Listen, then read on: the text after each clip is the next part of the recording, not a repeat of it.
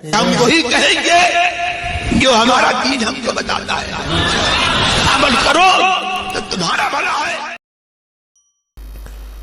الحمدللہ رب العالمین والصلاة والسلام على سید الانبیاء والمرسلین، اما بعد اعوذ باللہ من الشیطان الرجیم، بسم اللہ الرحمن الرحیم، ان اللہ وملائکتہ یصلون علی النبی یا ایہا الذین آمنوا صلوا علیہ وسلموا تسلیما، اللهم صل على سيدنا وشفينا وحبيبنا ومولانا محمد وبارك وسلم صلاة وسلاما عليك يا رسول الله صلى الله تعالى عليك وسلم.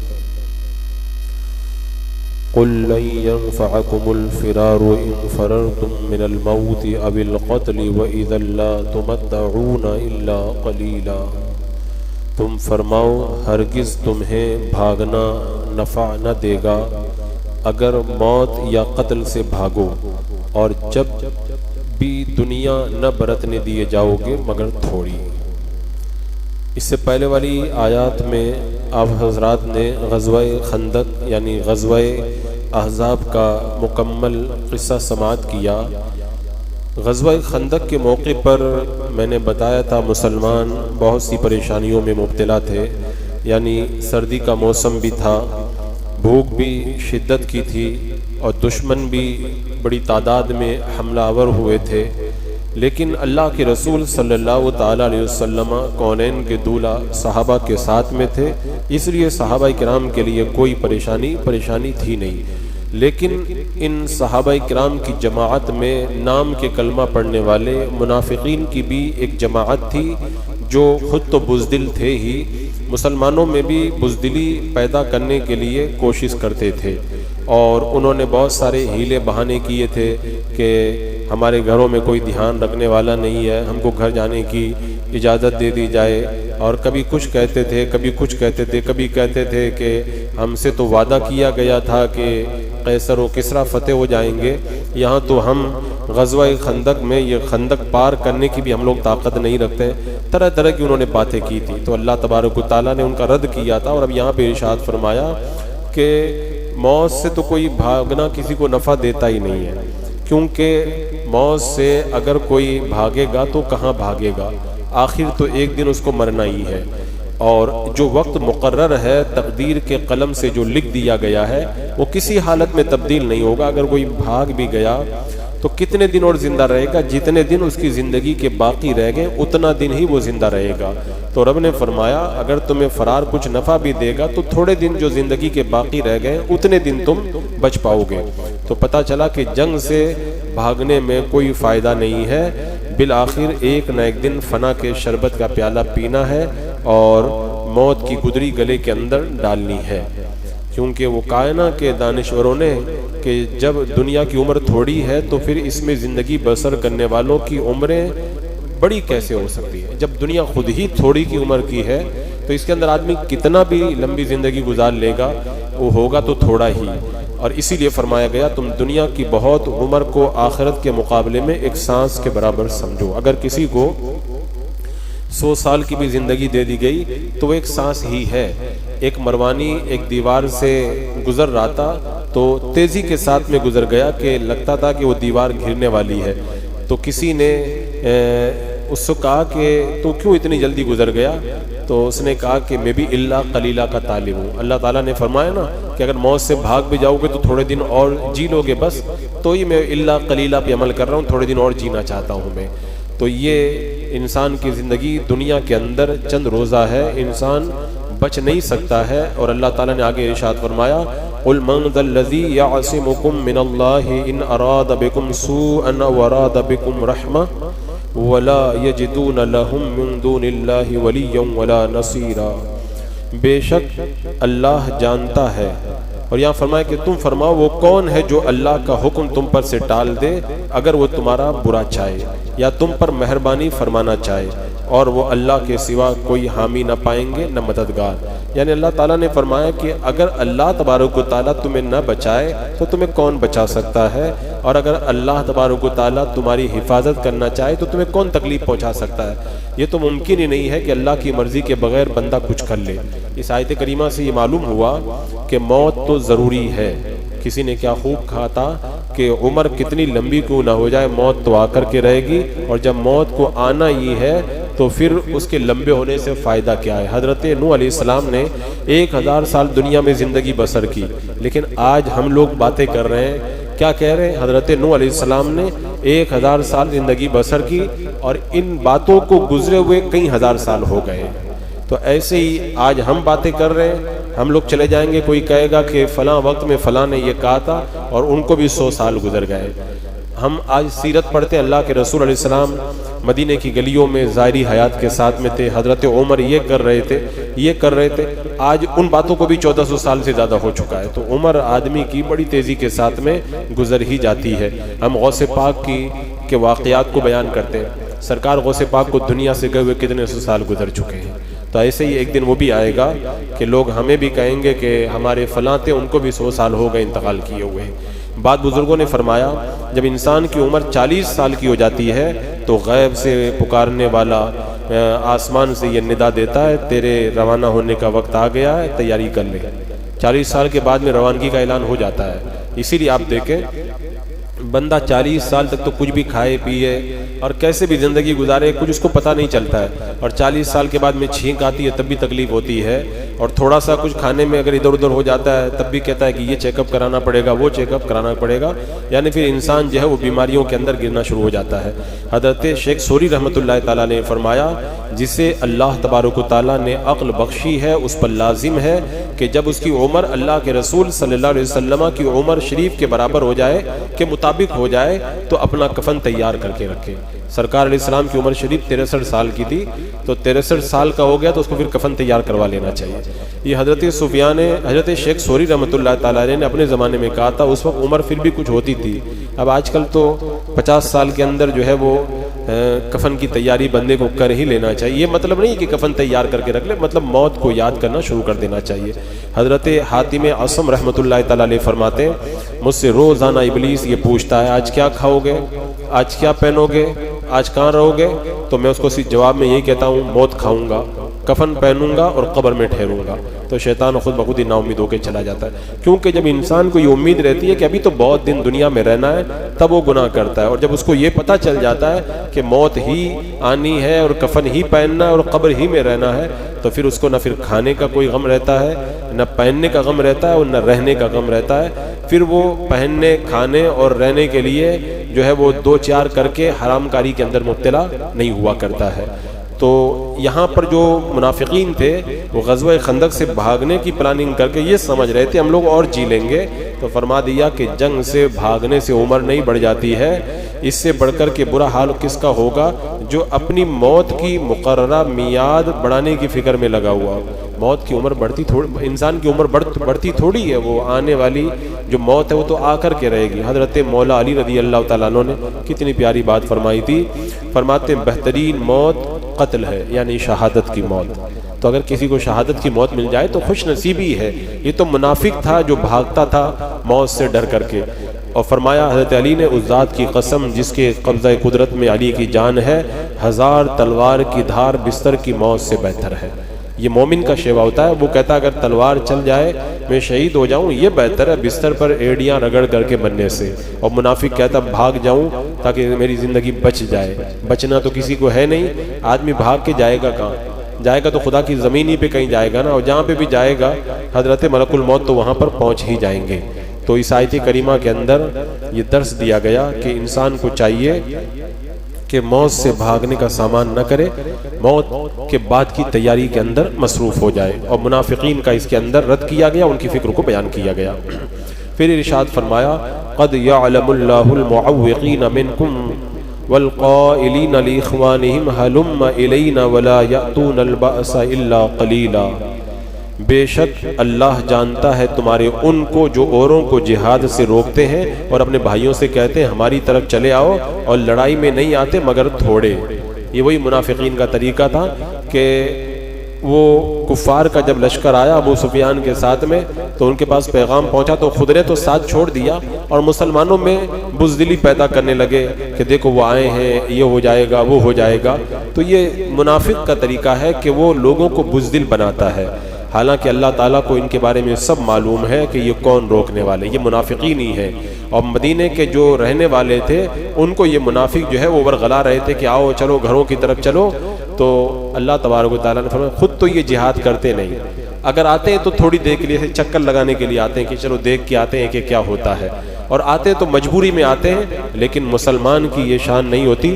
مسلمانوں کا طریقہ تو یہ ہوا کرتا ہے کہ وہ جہاد میں بھی آتا ہے تو خوش دلی کے ساتھ میں آتا ہے اور وہ ہر موقع پر اپنی موت کو اپنی نگاہوں کے سامنے رکھتا ہے. حضرت خالد بن ولید رضی اللہ تعالیٰ عنہ جب آپ گئے تھے جہاد کے لیے ایران کے رستم سے مقابلہ کرنے کے لیے، تو رستم نے کہا تھا کہ اپنے کسی آدمی کو بھیجو بات چیت کرتے ہیں. تو حضرت خالد بن ولید رضی اللہ تعالیٰ عنہ نے ربعی بن عامر کو بھیجا کہ جاؤ بات کر کے آؤ. اب مسلمان سادہ لباس، پیوند لگے ہوئے کپڑے، چھوٹی سی تلواریں، معمولی ہتھیار، اور ادھر رستم کا دربار، اس کے اندر قالین بچھے ہوئے، ریشم کے گدے لگے ہوئے، سونے چاندی کا سامان رکھا ہوا، طرح طرح کے فانوس جل رہے، بالکل جیسے آج کل کے عیاشوں کا آپ لوگوں نے دیکھا نا، نیتا جو چند دن کی حکومت پا جاتے ہیں تو جو اپنے غرور کے اندر پھولے نہیں سماتے اور سوئٹزرلینڈ کے بینکوں کے اندر اپنے کھربوں کی دولت جمع کر کے سمجھتے ہیں کہ اب ہم تو آرام سے ہیں، اور مر جاتے ہیں بعد میں پتہ بھی نہیں چلتا ہے کہ ان کی دولت کون استعمال کرتا ہے. تو رستم نے بھی وہی پورا ایک دم کر و فر کا مظاہرہ کرنا چاہا. حضرت ربعی بن عامر رضی اللہ تعالیٰ عنہ سادہ لباس پہنے ہوئے اور ننگی تلوار لیے گھوڑے کے ساتھ ہی میں دربار میں جانے لگے. تو درباروں نے روک لیا، کیسے اندر جا رہے ہو؟ تو کہتے ہیں نا کہ آدمی کے کپڑے سادہ ہوتے ہیں لیکن ایمان دل میں مضبوط ہوتا ہے نا تو وہ ڈرتا نہیں ہے کسی سے. یہ منافقوں کا طریقہ ہے کہ وہ ڈرپوک ہوا کرتے ہیں اور دوسروں کے دلوں کے اندر بھی ڈر پیدا کرتے ہیں. حضرت ربعی بن عامر نے کہا کہ سنو، میں خود اپنی مرضی سے نہیں آیا ہوں، بلایا ہے رستم نے تو آیا ہوں، اگر نہیں ہے تو جانے تو میں واپس چلا جاتا ہوں، مجھے بھی کوئی ملنے کا شوق نہیں ہے زیادہ. تو اب جب معلوم کیا رستم سے تو رستم نے کہا کہ ان کو آنے دو. تو ایسے ہی تلوار کو جو ہے زمین پر لٹکاتے ہوئے آئے، وہ ریشم کا قیمتی قالین تھا، جگہ جگہ سے پھٹتا چلا گیا، کوئی پرواہ بھی نہیں کی. یعنی آپ دکھانا چاہتے تھے کہ تم مال و دولت کے اندر غرور کرتے ہو نا، ہم ان کی طرف نظر اٹھا کر بھی نہیں دیکھتے ہیں. اب فرش جگہ جگہ سے پھٹ گیا. اب رستم کے سامنے جب پہنچے تو رستم نے کہا کہ کیا چاہتے ہو؟ آج کل کے ایمان فروشوں سے اگر کوئی پوچھتا ہے تو دنیا کے چند ٹکوں کی دولت کے بارے میں بات کرتے ہیں. اور آج جو بزدل اور نامردی کا شکار مسلم حکمراں ہیں ان کے کرتوت آپ دیکھیں، اور دنیا کے چند روزہ عیش و عشرت کے لیے مسلمانوں کی جان سے کھلواڑ کرنا بھی معمولی بات سمجھتے ہیں. لیکن حضرت ربعی بن عامر کا جواب سنہری حروفوں سے لکھنے کے قابل ہے. رستم نے پوچھا کہ کیوں آئے ہو، چاہتے کیا ہو؟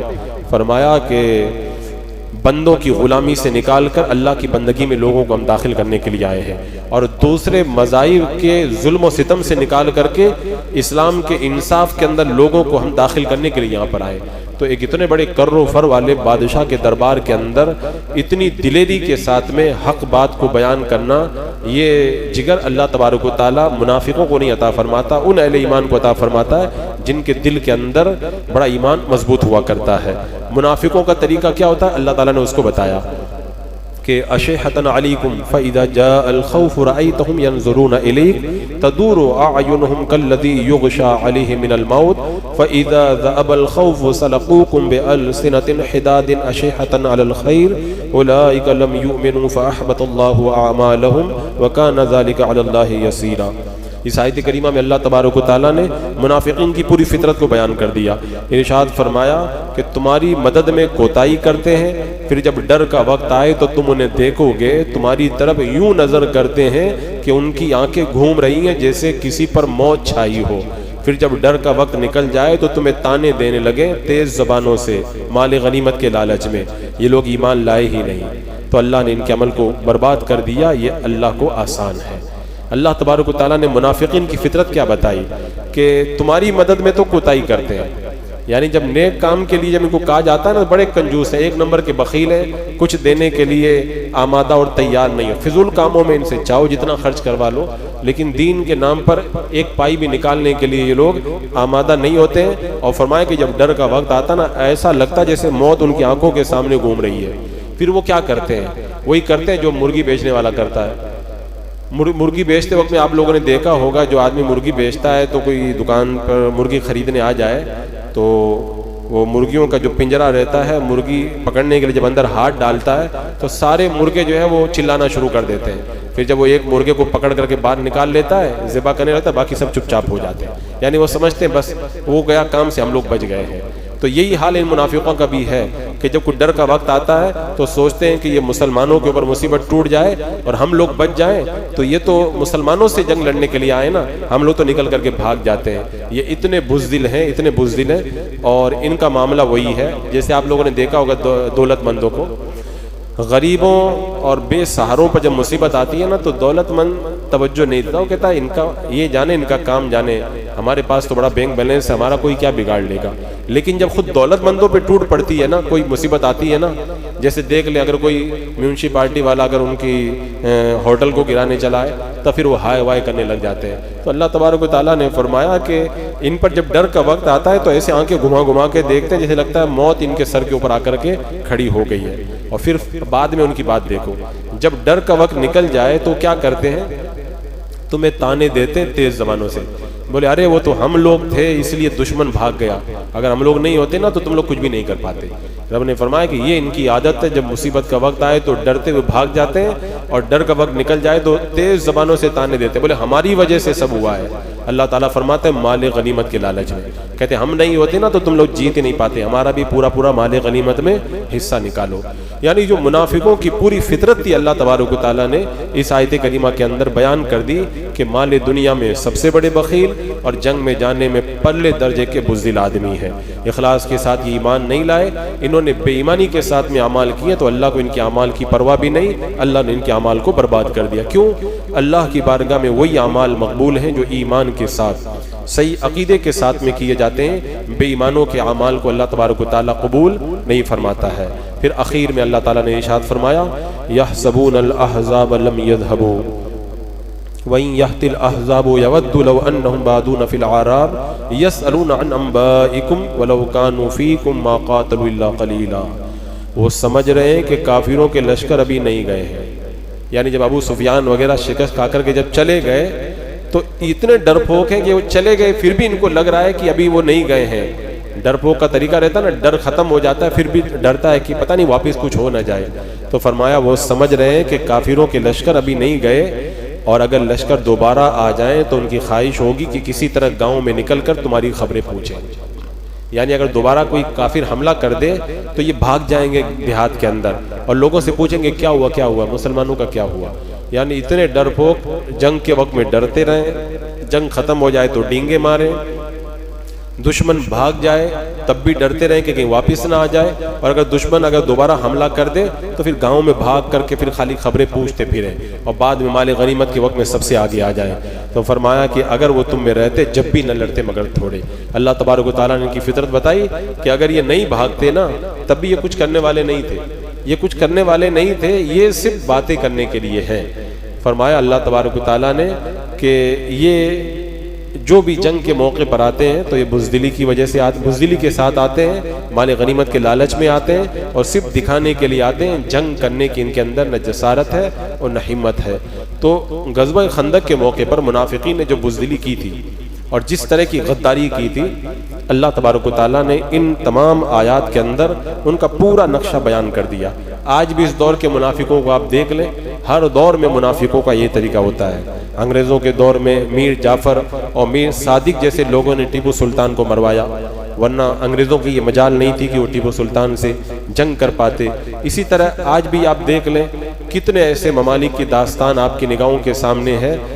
ابھی 2 دن پہلے کی آپ خبر پڑھ کے دیکھ لیں، جب اسرائیل کے اوپر حملہ ہوا تو جگہ جگہ اخباروں کے اندر یہ خبر چھپ رہی تھی کہ یہ لوگ جو ہے وہ بے سہاروں پہ حملہ کر رہے ہیں اور گھروں پہ حملہ کر، یعنی جو تو ایک سال سے جو غریب مسلمانوں کو مار رہے ہو وہ ظلم نہیں ہے، اور تمہارے اوپر اگر ایک دن اگر حملہ ہو گیا تو تمہیں ظلم لگ رہا ہے۔ تو یہ اپنی باتوں کو تو بڑا چڑھا کر کے پیش کرنے کے عادی ہوا کرتے ہیں، لیکن جو اہل حق ہوتے ہیں ان کی جو ہمت اور جرأت ہے اس کو گھٹا کر کے غلط طریقے سے لوگوں کے سامنے پیش کرنا ان کا شیوا ہوا کرتا ہے۔